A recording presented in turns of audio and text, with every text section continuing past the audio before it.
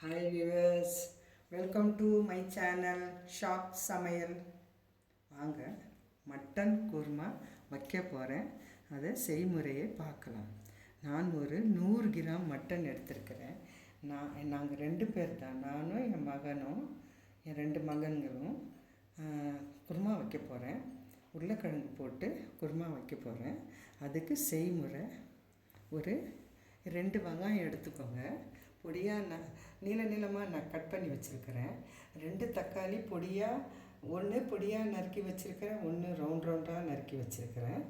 ஒரு 4 பத்து தேங்காய் பால் எடுத்து வச்சுருக்கிறேன். தேவைக்கேற்ற தயிர் ஊற்றிக்கலாம்.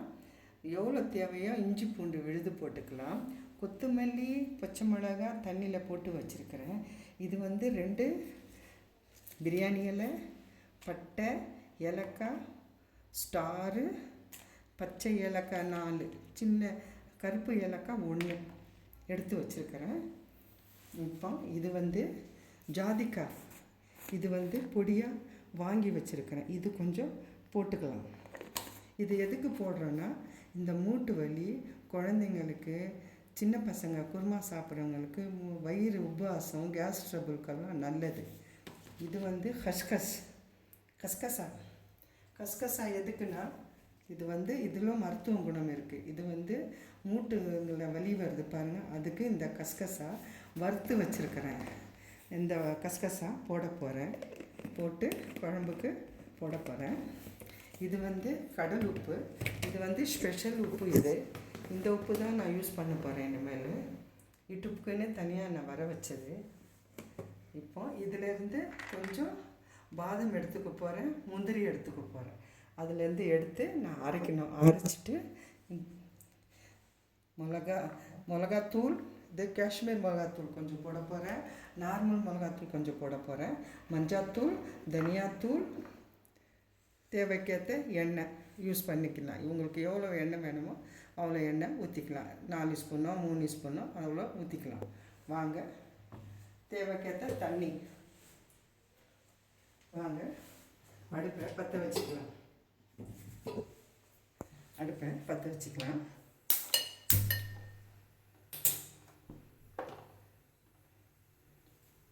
குக்கரில் தான் வச்சா மட்டன் குருமா நல்லாயிருக்கும். அதனால் குக்கரில் தான் வைக்கிறேன். எண்ணெய் ஊற்றிக்கலாம். எண்ணெய் சூடாகுதுங்க.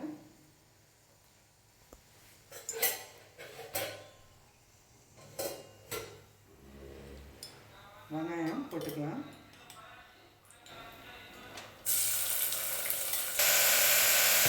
வெங்காயம் நல்லா பொன்னிறமாக ஆகணுங்க. வெங்காயத்துக்கு கூட உப்பு போட்டால் சீக்கிரம் ஆயிடும்னு சொல்லுவாங்க, சரிங்களா? அதனால் எப்போவுமே நான் உப்பு வெங்காயத்து கடையை போட்டுருவேன். இந்த உப்பே சரியாக இருக்கும்.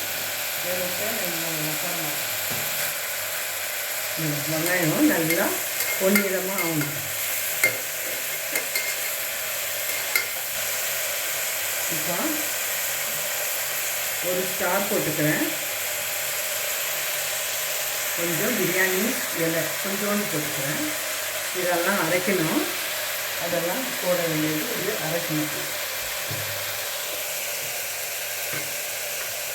பாருங்க, நான் காமிச்சல பிரியாணி இலை, பட்டை, லவங்க,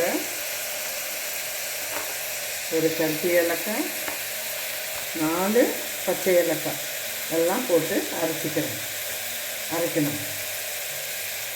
இதில் கஸ்கஸ் ஒரு 2 ஸ்பூன் போடுறேன். இது வறுத்து எடுத்து வச்சுருக்கிறேன். கஸ்கஸ் இது 2 ஸ்பூன் போதும்.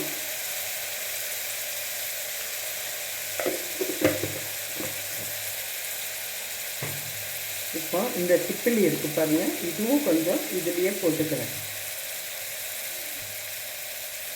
இது ஜாதிக்காய் ஒரு சுட்டு இந்த ஜார்லேயே போட்டு அரைச்சிக்கிறேன். இது அரைச்சி தான் இருக்குது, இருந்தாலும் இதிலே போட்டுக்கிறேன். இப்போ பாதாம் முந்திரி இதிலே போட்டுக்கிறேன். இந்த பாருங்கள், முழு பாதாம் முந்திரி இது 2 4 6 பாதம் போடுறேன், 6 முந்திரி போடுறேன், 3 பாதம் போடுறேன். போட்டு இதை கொஞ்சம் தண்ணி விட்டு அரைக்கணும். அரைச்சிட்டு சுடுமாவில் போட்டுக்கலாம். முதல்ல அரைச்சிக்கலாம். இப்போ இது ஒரு ஓரம் அரைச்சிக்கலாம். இப்போ வெங்காயம் நல்லா வரப்பட்டுட்டான்னு பார்க்கலாம்.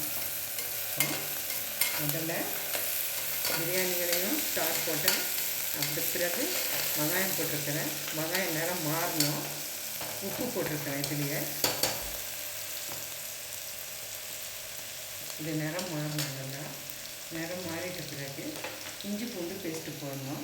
நிறம் மாறட்டும். கொஞ்சம் வதங்கட்டும். வெங்காயம் நல்லா வதங்கட்டும். அரைச்சிக்கலாம். மசாலா பார்க்கலாம். அரைப்படிச்சாங்க மசாலா அரைச்சி ரெடி ஆச்சு. தண்ணி விட்டு அரைச்சதுனால நெய்ஸாக அரைச்சிடுச்சு. இந்த கசகசா சின்ன சின்னதாக இருக்குது இல்லைங்க, அதனால் கொஞ்சம் லேட்டாக தான் ஆகும். நல்லா அரைப்பட்டுச்சு.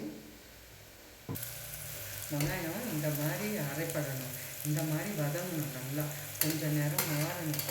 கொஞ்சம் கூட மாறாத வெள்ளையாக இருந்தால் சமைக்க முடியாது. இப்போ நிறம் மாறிடுச்சு.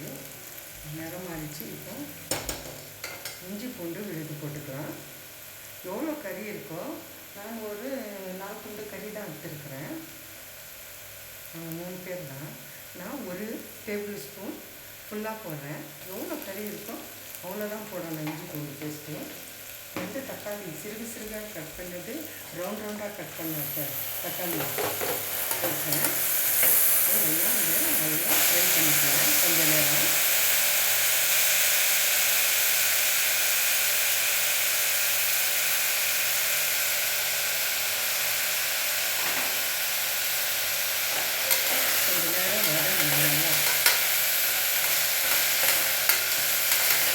ஒரு 2 செகண்ட் இந்த மாதிரி வதங்கணும்.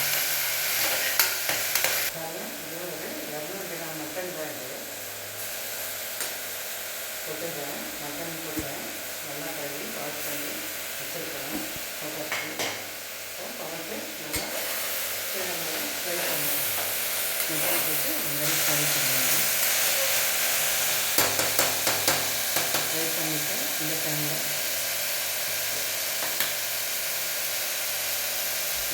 நாங்கள் காரம் கம்மி சாப்பிட்றதுனால ஒரு 1/2 ஸ்பூன் மிளகாத்தூள்,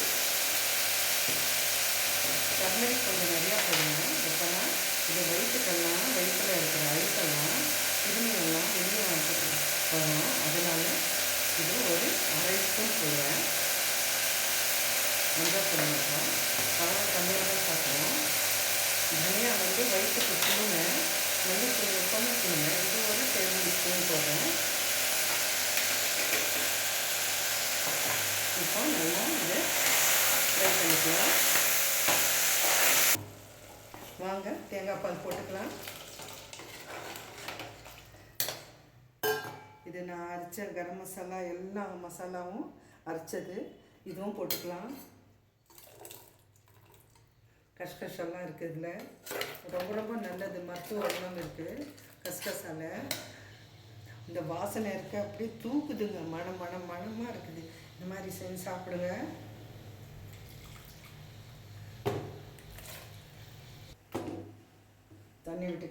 தண்ணி விட்டாச்சுங்க கொஞ்சம். இப்போ மூடி போட்டு மூடிக்கலாம். வெயிட் போட்டாச்சு. ஒரு விசில் வந்த பிறகு உருளைக்கிழங்கும் தயிரும் கொத்தமல்லி பச்சை மிளகாய் லாஸ்ட்டில் போட்டுக்கலாம். உருளைக்கிழங்கு போட்டுக்கலாம். பாருங்கள் குருமா ஆயிடுச்சு. உருளைக்கிழங்கு எல்லாம் போட்டுக்கினேன். தயிர் போட்டுக்கினேன். தயிர் ஒரு 2 கரண்டி தயிருங்க, அதுவும் போட்டுக்கணும். போட்டு ரெடி வச்சு சீவி சுத்தம் பண்ணி வச்சுருக்கிறேன். உருளைக்கிழங்கு போட்டுக்கினேன். அதுவும் போட்டுக்கலாம்.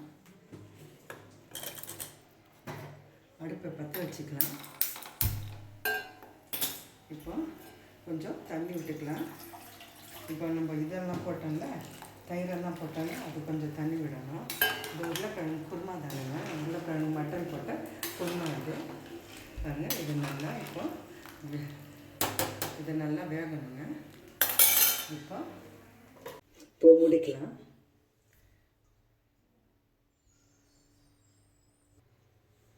இப்போ ஒரு விசில் ஆயிடுச்சுங்க. இப்போ விசில் ஆகி கூலிங் ஆகிடுச்சு. இப்போ திறந்துக்கலாம்.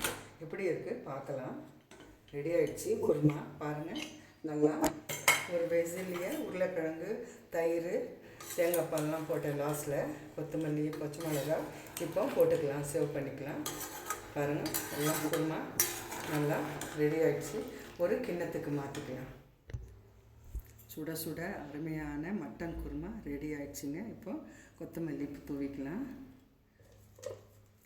எவ்வளோ கொத்தமல்லி போட்டாலும் வயிற்றுக்கு நல்லது தாங்க, ஒன்றும் கெடுதல் இல்லை. ஒரு பச்சை மிளகா மேலே வச்சுக்கலாம்.